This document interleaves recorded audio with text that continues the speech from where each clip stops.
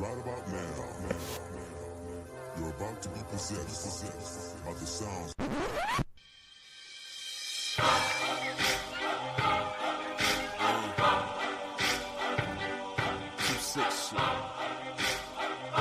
Yeah, I know what it is. You little suckers get to talking, grabbing that walking, strapped to the pong, and they toss and smacking, they sleep with the coffins. Okay, we are back on the Locker Room Readout on the BGC Sports Network. I am your co-host, Chris Murray, along with Irie Harris and the lovely and beauteous Saphyr Blue. And our special guest in the studio is the CEO of the Shake Back Media, Willie Epting Jr., a man who knows a lot of things about a lot of things. So we're going to talk about a lot of things, especially about rings. And I forgot to put my rings on today. We're going to talk about rings today. But first, gotta put the quote Kumo D, gotta pay the bill, and that's what we're going to do. So let me ask you a question. Are you looking for a relaxing getaway where you can play all day and escape the tedious grind of life? Then plan your getaway today at Lake Crest Casino and Hotel, Ardmore's premier gaming destination, and let the winning begin. Featuring more than 1,000 of the latest games, plus an array of amenities, including an incredible restaurant, exceptional retail experiences, and a resort-style pool. Lake Crest offers everything you need for an unforgettable escape and a winning experience. Book your stay today and go all in on one of the area's most exciting destinations, Lake Crest Casino and Hotel. Visit lakecrestcasino.com. That's lakecrestcasino.com. Ladies and gentlemen, we got to begin our discussion today of rings, because LeBron James, now that we're in the mode or in the spirit of awarding more rings, LeBron James recently had some interesting comments about rings, saying that he kind of expressed how he's fed up with the idea that players are judged by the rings that they win and all that. And there's a lot to say about it, but I was wondering, I just want to hear some of that soundbite right now, just to get an idea, just to give you an idea of what LeBron is talking about. Man, it's just like you sit here and you tell me, Allen Iverson and Charles Barkley and Steve Nash, wasn't unbelievable. Like, oh, they can't be talked about or discussed with these guys because this guy won one ring or won two rings or one, like, it's just weird to me. It's like saying Peyton Manning can't be in the same room with Brady or Mahomes because he only has one ring. They don't never discuss that in these sports. Well, I want to correct something. I mean, Peyton Manning has two rings. I just want to correct that aspect of it. But there are a lot of things there are a lot of issues that I have. There are two things that could be correct at the same time. One is that I do believe that that winning a ring, while important, should not diminish the greatness of some players because there are always circumstances. But at the same time, and I picked up on this from my man Rob Parker.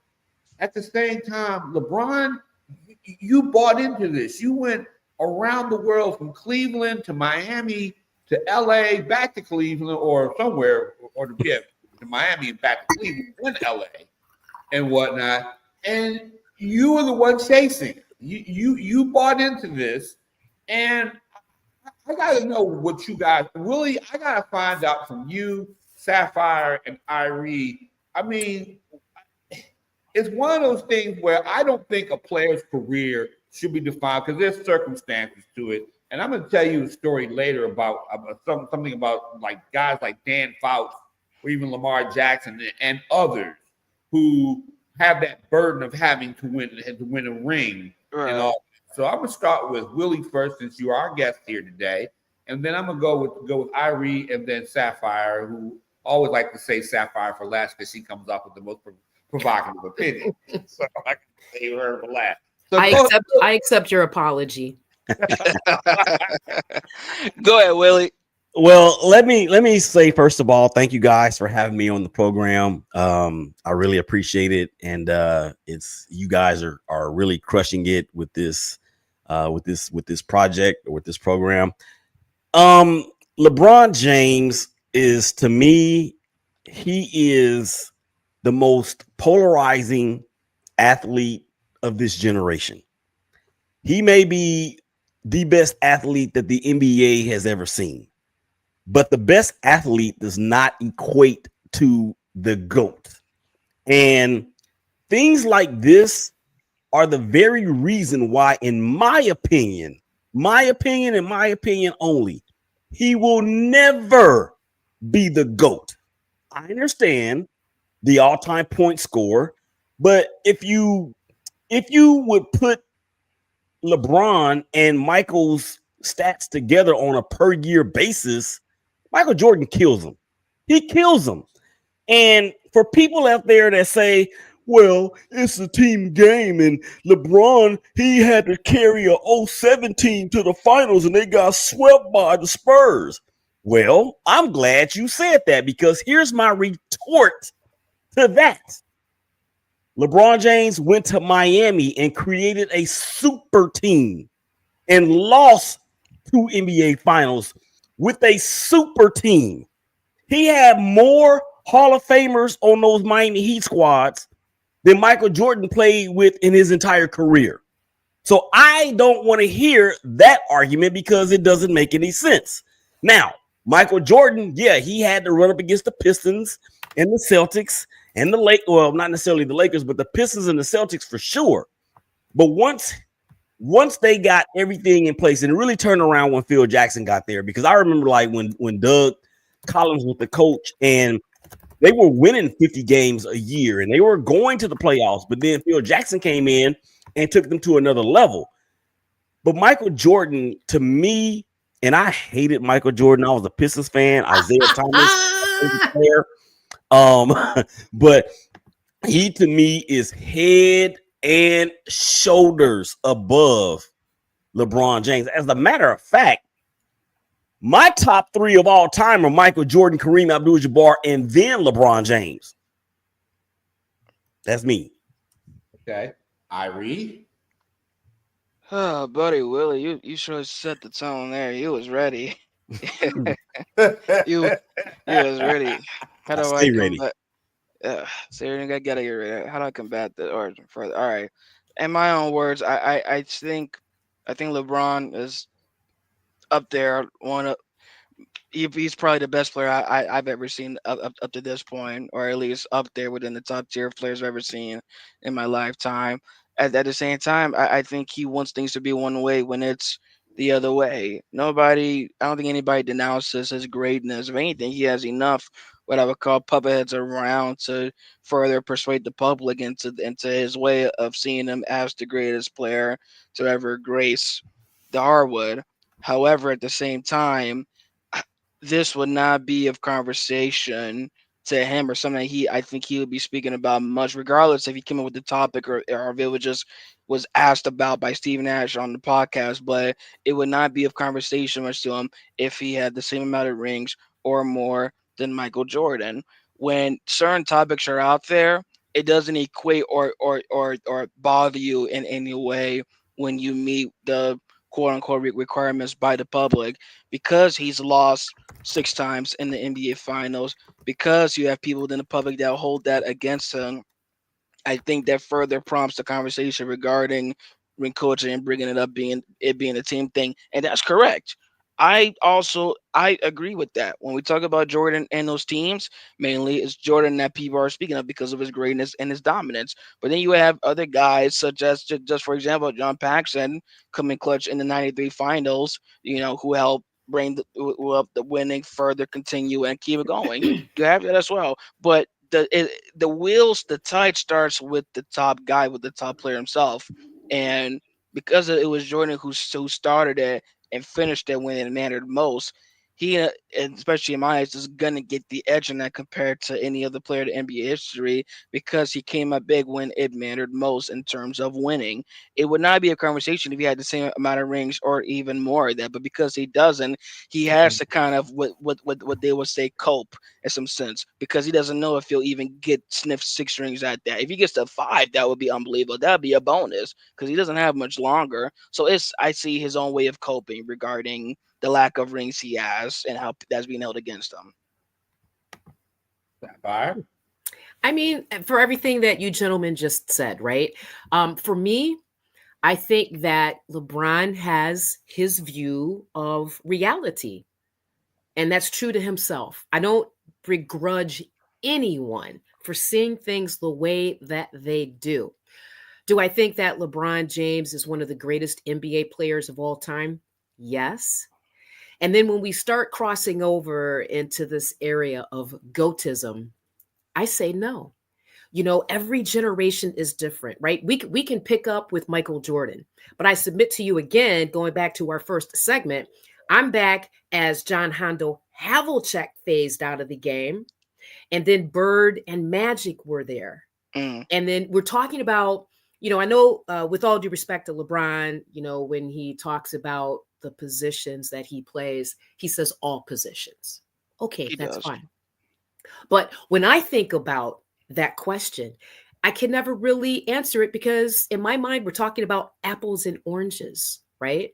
So, LeBron is where he's at. I respect that. But for me, putting what he said specifically into context, I could ask that question for every single vocation there is. Salespeople, tradespeople. I could go on and on and on. And I think that just brings it back to it really is based on the individual, how they view their reality and put themselves into that context. And sports, again, it's a microcosm to life. So, LeBron, you can come on home and finish your career with the Cleveland Cavaliers if you're listening.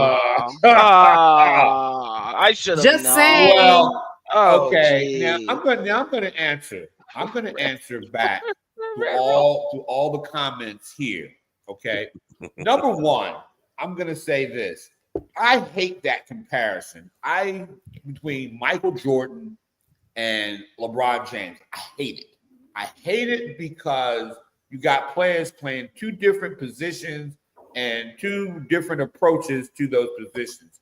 You have a out and out scorer in Michael Jordan, who I do admire, but like you, Willie, I was a Pistons fan back in the late 80s, early 90s, and I despised the Bulls.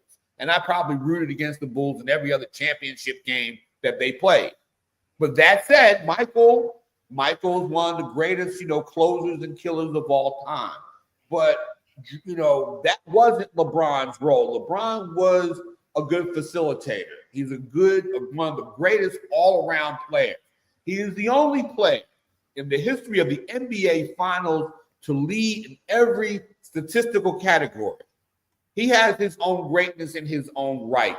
I don't like comparing the eras because, like I say, as much as you want to say Bill Russell has won 11 championships, he played in a different era, and he played on a team full of Hall of Famers.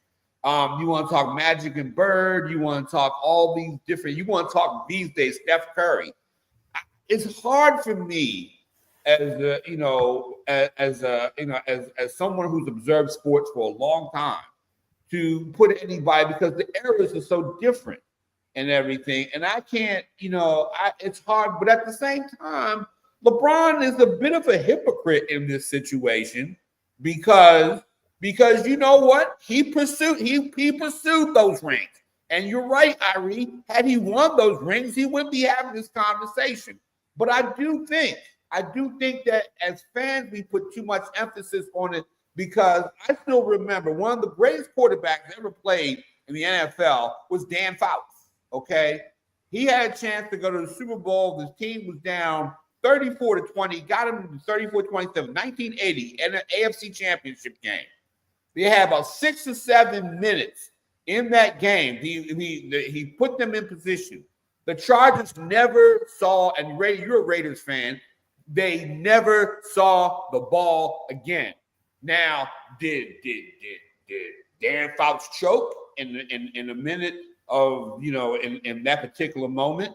No, he did not. He did everything. There's something to say about guys who did everything they could to win and whatnot. People call Don McNabb in Philly a choker. I didn't think he choked. I was waiting you to mention him. I was waiting on that name drop. I was waiting, OG. I know, but what I'm saying is he didn't have the players around him. Now, could he have made the play? I mean, there's so much debate behind that. But he still, in that era, was one of the most dominant quarterbacks, and one of the most dominant quarterbacks of that era. So, I mean, would you like to win? And in sports, it's hard. Bob Lanier was a great player. Karl Malone, great player. Okay. Patrick Ewing was a great player. Was he the greatest of all? I mean, he couldn't win. He couldn't get past. And Charles Smith, that ball's still bouncing off the rim at Madison Square Garden. So I don't like that conversation. I'm sorry. I don't like, but go ahead, Willie. But I'm just saying, I don't like that conversation. Okay, so let me say this about this whole GOAT situation, because I'm really sick and tired of it. And I don't care what era you played in. Number one, I don't like to say the GOAT, because there are a lot of great players that could be considered the GOAT that I've never seen play in their prime. So I like to say the best that I've ever seen, which spans over a good amount of time. So Right. This is another reason why LeBron James can't be the GOAT. And it doesn't have to be all inclusive with the championships. You can't be the best player on a super team and then you shrink when your team needs you the most. That cannot happen. That was never Michael Jordan's problem. Michael Jordan was a stone cold killer. And that is the mentality where Kobe Bryant got that. It could have named Michael Jordan the Black Mamba for all we knew. But the thing is that you cannot shrink in the largest moment in time where your squad needs you. And I'm going to just say this. Quiet as it's kept, ladies and gentlemen, Ray Allen saved LeBron James with that 3-point shot at the end of that Spurs game in Game 6. Yep, yes, he did. But because they were wheeling the trophy out, had the champagne on ice, and was ready to roll out all out. So we really could be talking about LeBron as only having 3 rings, but for Greg Popovich not putting Tim Duncan back in the game for rebounding help, and then of course Ray Allen hitting that shot from the corner. Yeah, I mean, you're right about that. I mean, but I don't like that. I just don't like the conversation. I mean, because but at the same time, 2 things are right at the same time. LeBron, you left. You left Cleveland. You left Cleveland to go down to Miami to win these championships. You put yourself in the conversation. So. I mean, and you willingly did it. Now you're complaining. Now it's near the end of your career. Well, I mean, and as much as I love Rob Parker, but sometimes I like to disagree with Rob Parker. But I gotta say, on the one hand, if that wasn't a big thing with you, don't leave Cleveland. And so we have got to end this segment, and we'll talk, ladies and gentlemen. You're listening to the Locker Room Readout on the BGC Sports Network. We'll be right back.